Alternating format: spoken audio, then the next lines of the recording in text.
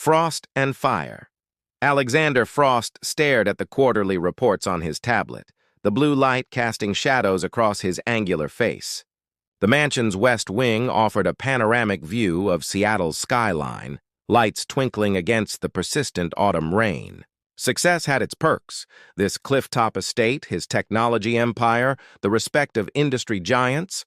But the emptiness remained, a void no acquisition could fill. "Mr. Frost?" His assistant's voice crackled through the intercom. "The new caretaker has arrived for your approval." He sighed. "The fourth this year. Send her in." When Sophia Reyes entered his office, she didn't carry the timidity of the others. Her curly hair was pulled back in a practical bun, her expression composed despite the intimidating surroundings. She stood straight, hands folded before her, waiting. "The agency speaks highly of your credentials, Ms. Reyes," Alexander said without looking up, "though I wonder why someone with a teaching background wants to work as a caretaker." "Life takes unexpected turns, Mr. Frost." Her voice was clear, with a hint of an accent. "Teaching positions are scarce mid-year, and I have bills to pay." Alexander finally looked up, his steel-gray eyes assessing her. "Your responsibilities include maintaining the East Wing, preparing Isabella's meals, and ensuring she completes her studies. You are not her friend, therapist, or replacement mother. Is that understood?" A flicker of something, disapproval perhaps, crossed Sophia's face before she nodded. "Perfectly. My daughter has experienced enough loss. She doesn't need emotional attachments to staff who will inevitably leave." "With respect, sir, every child needs human connection." Alexander's jaw tightened. "My daughter needs stability and structure. That's what I provide. Is that enough?" The question escaped before Sophia could catch it. The temperature in the room seemed to drop. "You're here to do a job, Ms. Reyes, not to question my parenting. Isabella's mother died 2 years ago. I know what my daughter needs." Sophia absorbed his coldness without flinching. "May I meet her now?" Alexander waved a dismissive hand. "Mrs. Collins will show you to your quarters and introduce you to Isabella." As the housekeeper led Sophia away, Alexander returned to his work, but concentration eluded him. He'd glimpsed something in the new caretaker's eyes, not pity, which he despised, but something worse, understanding, as if she could see through the fortress of success to the broken man beneath. In the East Wing, Sophia followed Mrs. Collins through corridors adorned with expensive art, but devoid of family photos. The older woman spoke in hushed tones. "Mr. Frost works most evenings.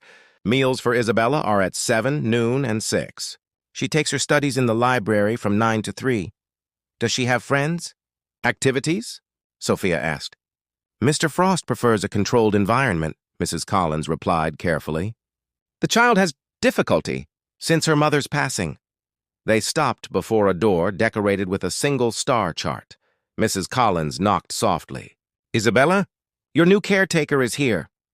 The door opened to reveal a small girl with solemn eyes and her father's dark hair.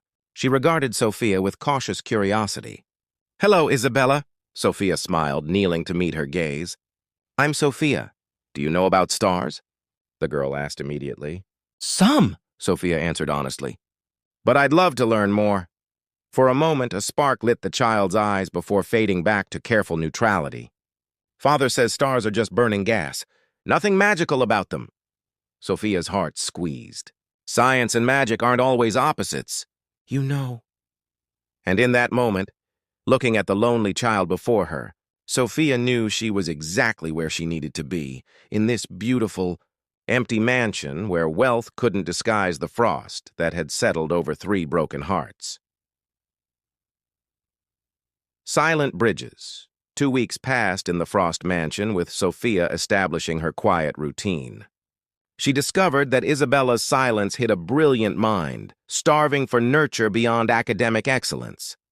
The 8-year-old girl meticulously organized her books by subject, could recite astronomical facts with encyclopedic precision, but seemed to have forgotten how to play. One rainy afternoon, Sophia found Isabella staring out the library window, small fingers tracing water droplets on the glass. "What do you see out there?" Sophia asked, setting down the lunch tray. "Patterns," Isabella answered without turning.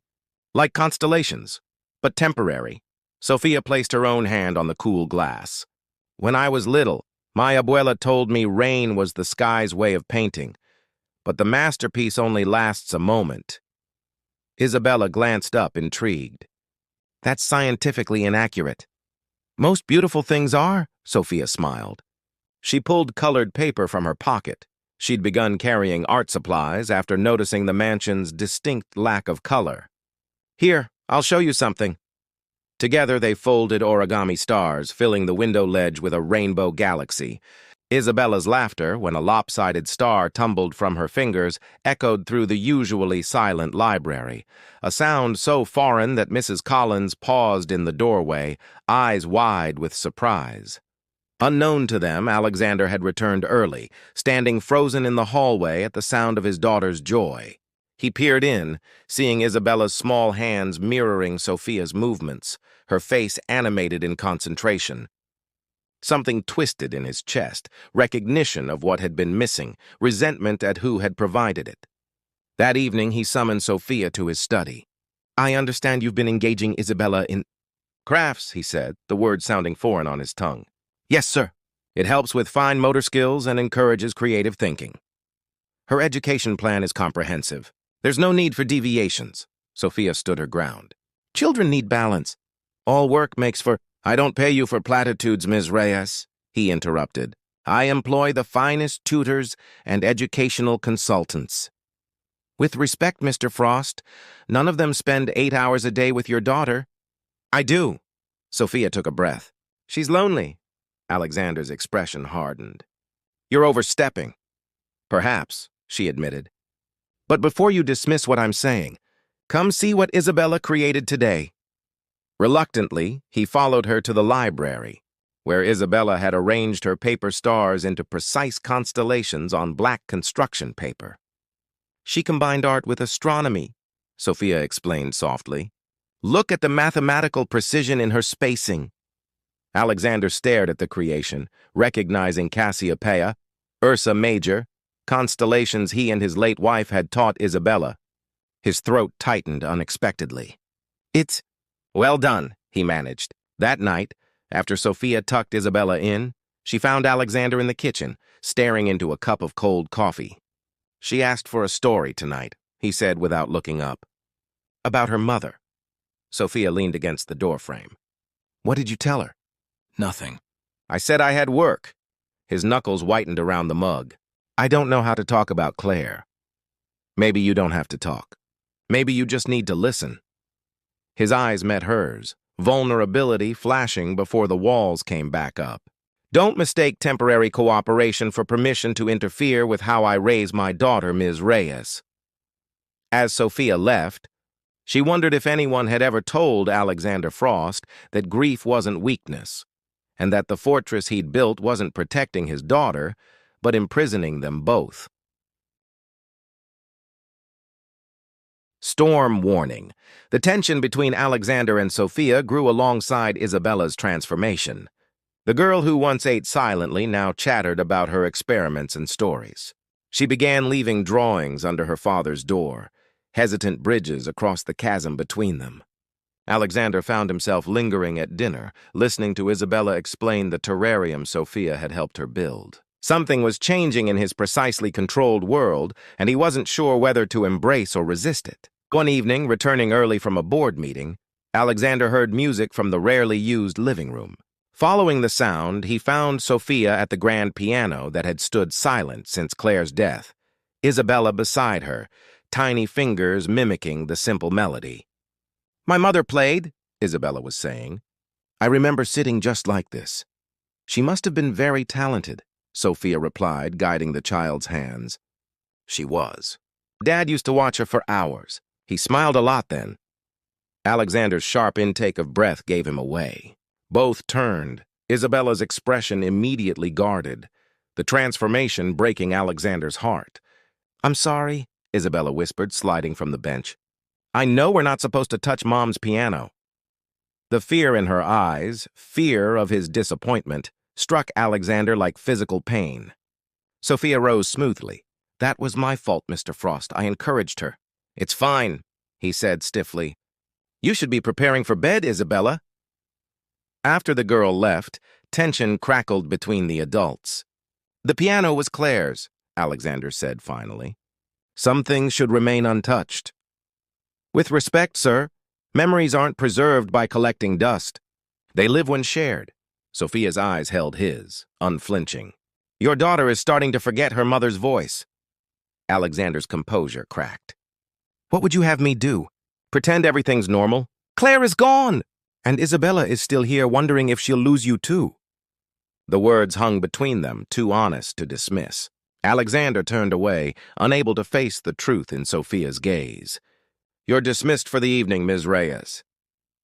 Outside, clouds gathered ominously over the Pacific, mirroring the storm brewing within the mansion walls. Alexander retreated to his study, Isabella to her bedroom, and Sophia to the kitchen, where Mrs. Collins silently handed her a cup of tea. "He wasn't always like this," the housekeeper offered quietly. "Before Mrs. Frost's accident, you wouldn't recognize him." "I see glimpses," Sophia admitted. "When he watches Isabella and thinks no one notices." Grief does strange things to a person, especially when they believe it was their fault. Sophia looked up sharply. "The accident was his fault?" "Not directly," Mrs. Collins sighed. "But they argued before she left. Work consuming him, missing family events." She drove away upset. He's convinced if he'd been a better husband, she'd still be alive. The revelation cast Alexander's coldness in a different light. Not cruelty, but self-punishment. That night, the storm hit with unexpected fury. Wind howled around the clifftop mansion, rain lashing against windows. Sophia checked on Isabella before retiring, finding the girl curled beneath her telescope-patterned duvet, clutching a photo of her mother. "Will you stay until I fall asleep?" Isabella whispered. Sophia stroked her hair. "Of course, Starlight." As thunder crashed overhead, neither noticed the old oak branch weakening outside the window, nor suspected how the coming hours would change everything. Beneath the surface, the crash came just after midnight. Splintering wood, shattering glass, and the howling wind suddenly invading Isabella's bedroom. Sophia bolted upright from where she'd fallen asleep in the armchair, momentarily disoriented until lightning illuminated the horrifying scene. A massive tree branch had smashed through the window, and Isabella's bed was empty. "Isabella!" Sophia screamed, stumbling through the debris. The storm's fury had transformed the peaceful bedroom into chaos, rain soaking everything as wind whipped the curtains violently. Alexander appeared in the doorway, his face ashen. "Where is she?" "I don't know." Panic edged Sophia's voice as she searched frantically. "She was in bed when I fell asleep." They called Isabella's name as they raced through the mansion, checking every room, every closet. Mrs. Collins joined the search, her usually composed face tight with fear. The estate's security system showed no doors opening. Wherever Isabella had gone, she was still on the property. "The cliffs," Alexander suddenly said, his voice hollow with dread. "She has a hiding place in the old boathouse. She goes there when she's frightened." Sophia grabbed raincoats from the mudroom. "The path will be treacherous in this storm." "I'll go alone," Alexander insisted, reaching for his coat. "This isn't the time for pride," Sophia snapped, already pulling on boots. "Two searchers are better than one." Outside, the storm's full force hit them like a physical blow. Rain pelted sideways, the wind nearly knocking them off their feet as they fought their way down the cliff path. Flashlight beams cut weakly through the darkness, revealing dangerous mudslides where portions of the trail had washed away. "Isabella!" Alexander called, his voice barely audible above the tempest. They reached the old boathouse, a small structure perched precariously on the cliff's edge, only to find it empty. Alexander's composure cracked, raw fear replacing his usual stoicism. "She must have been scared of the storm," Sophia reasoned, struggling to stay calm. "If she wasn't in her room when the branch hit—" "She could be anywhere," Alexander interrupted, desperation in his eyes. "She could have fallen." Sophia grabbed his arm. "No, we can't think like that." A faint cry reached them between thunderclaps, so soft they might have imagined it. They froze, straining to hear. "There!" Sophia pointed her flashlight toward a narrow ledge below the boathouse, where the cliff face created a small, sheltered overhang. Huddled against the rock wall, soaked and trembling, was Isabella. "Daddy?" She sobbed. "I'm stuck!" The ledge was only accessible via a steep, muddy slope, impossible to climb safely in the storm. Alexander moved to descend anyway, but Sophia caught him. "The ground won't hold your weight." "I'm lighter." Before he could protest, Sophia was easing herself down the slope, using exposed roots as handholds. Mud and rocks slid beneath her feet as she inched toward Isabella, rain blinding her. A section of earth gave way, nearly sending her tumbling over the edge, but she recovered, pushing forward. "I've got you," she promised, finally reaching Isabella and wrapping protective arms around the child. "I've got you, Starlight." Getting back up proved nearly impossible. Twice they slipped, the hungry sea crashing below. Alexander lay on his stomach at the top, reaching down, his face a mask of terror and determination. "Take her first," Sophia shouted over the storm, lifting Isabella as high as she could. Alexander caught his daughter's wrists, pulling her to safety, then immediately reached back for Sophia. Their fingers touched, slipped in the rain, then locked. With strength born of desperation, he hauled her up as the ledge beneath her crumbled completely. They collapsed together on somewhat stable ground, Isabella between them, all three gasping and trembling. "You could have died," Alexander whispered, looking at Sophia with new eyes. "Both of you could have died." Isabella clung to them both, creating a circle that felt strangely like what had been missing all along. They huddled there, the storm still raging but somehow less threatening now that they faced it together. In that moment, on a muddy cliff in the middle of a storm, Alexander Frost finally allowed himself to feel the depth of what he'd been running from. Not just grief, but the terrifying vulnerability of loving completely. The walls were crumbling, and he didn't know if he had the strength to rebuild them. Fallen Mask's recovery came in small moments in the days following the storm. Isabella, miraculously uninjured apart from scratches and bruises, slept in Alexander's room, unwilling to let him out of her sight. Sophia coordinated repairs to the damaged wing, efficiently managing contractors while continuing Isabella's care. The near tragedy had shifted something fundamental between them all. Alexander found himself lingering in rooms where Sophia worked, watching her gentle interactions with Isabella, seeing his daughter blossom under her care. He noticed things he'd overlooked before, Sophia's quiet strength, the grace with which she navigated difficult situations, the spark of humor that occasionally lit her serious eyes. One evening, he found her in the library cataloging water damage to books. "The first editions can be restored," she reported without looking up. Then softer. "Isabella asked if we could read together tonight." "The three of us." Alexander hesitated only briefly. "I'd like that." Sophia finally met his gaze, surprise evident. "You would?" "I've been reconsidering many things." He moved to the window, staring at the damaged grounds. "When I couldn't find her that night, I realized what I've been doing, not protecting Isabella from pain, but protecting myself. Keeping her at a distance because losing Claire nearly destroyed me." "Loving someone means risking pain," Sophia said quietly. "There's no way around that." "I know." He turned, vulnerability naked on his face. "I've been unfair to you. Hostile, even. Yet you risked your life for my daughter without hesitation." "She's easy to love," Sophia smiled. "She has her father's determination, and her mother's heart, I imagine." "Claire would have liked you," Alexander admitted, the words clearly difficult. "She always said I needed someone who wouldn't fear my temper." Sophia laughed softly. "Your temper doesn't frighten me, Mr. Frost." "Alexander," he corrected. After pulling someone from a cliff in a storm, first names seem appropriate. The evening reading session became a tradition. Isabella nestled between them on the library sofa as they took turns with chapters, the child's delighted reactions healing something in Alexander with each shared story. Gradually, memories of Claire entered their conversations. Painful at first, then increasingly comforting as Alexander learned to cherish rather than avoid them. One Sunday morning, Alexander entered the kitchen to find Sophia and Isabella making pancakes, flour dusting their cheeks as they laughed over misshapen creations. "Dad, look!" Isabella held up a lopsided, star-shaped pancake. "It's Beetlejuice!" Alexander smiled, accepting the plate. Impressive astronomy skills, Professor Isabella. His daughter beamed at the nickname, one Claire had used, then rushed off to find syrup, leaving the adults in comfortable silence.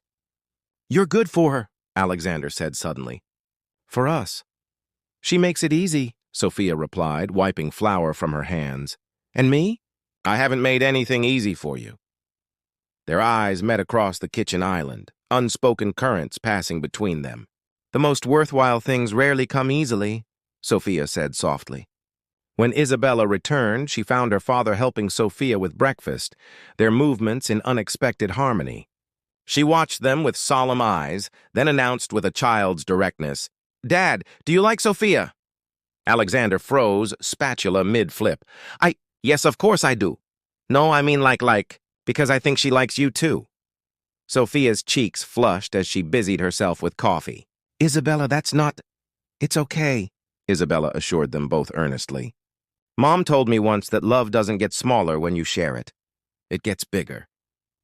The wisdom from Claire's lips carried through their daughter struck Alexander speechless. He looked at Sophia, really looked at her, and saw not just his employee or his daughter's caretaker, but a woman who had brought light back into their darkened home. That evening, after Isabella was asleep, he found Sophia on the terrace, stargazing. She's right, you know, he said, joining her. About love growing, not diminishing. Sophia's eyes reflected the night sky as she turned to him. Are you sure? There's no rush, Alexander. Healing takes time.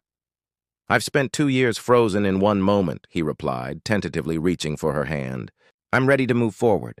If you'll be patient with me. Her fingers intertwined with his, warm and steady. I'm not going anywhere.